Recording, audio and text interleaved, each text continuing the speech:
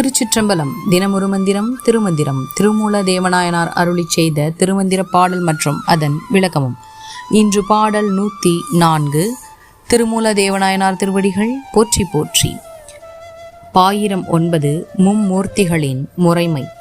ஆதி பிரானும் அணிமணிவண்ணனும் ஆதி கமலத்து அலர்மிசையானும் சோதிக்கில் மூன்றும் தொடர்ச்சியில் ஒன்றெனார் பேதித்துலகம் பிணங்குகின்றார்களே.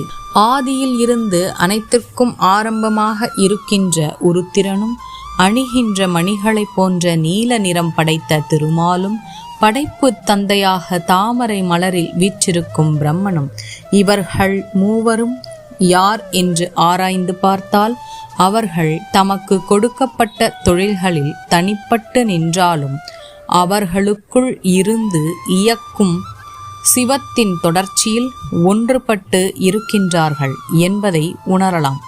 இதை அறியாமல் அவர்களின் தொழில்களை வைத்து வேறு வேறாக பிரித்து இதில் யார் பெரியவர் யார் சிறியவர் என்று தேவையில்லாத குழப்பத்தில் தமக்குள் சண்டையிட்டு கொண்டு உலகத்தவர்கள் துன்பப்படுகின்றார்கள்.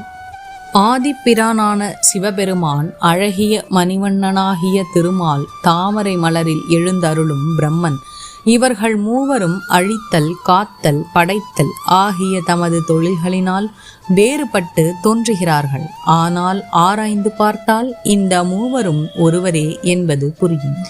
இந்த உலகத்தார் உண்மை புரியாமல் இவர்கள் வெவ்வேறானவர்கள் என்று நினைத்து தமக்குள் பிணங்கி நிற்கிறார்களே என்று திருமூலர் இந்த பதிகத்தில் அருளுகிறார். மந்திரத்தினையும் ஓத குருவருளும் திருவருளும் துணை நிற்கட்டும். எம் பெருமானின் திருவருள் உங்கள் வாழ்வில் பரிபூரணமாக நிலைத்து நிற்கட்டும். உலகம் இன்புற்றிருக்க வேண்டும். அனைவரும் நோயின்றி வாழ வேண்டும். நல்லது நடக்கும், நல்லதே நடக்கும். ஆனந்தமாயிருப்போம் நண்பர்களே. மேலும் இது போன்ற தகவல்களுக்கு இறை உணர்வுடன் இணைந்திருங்கள்.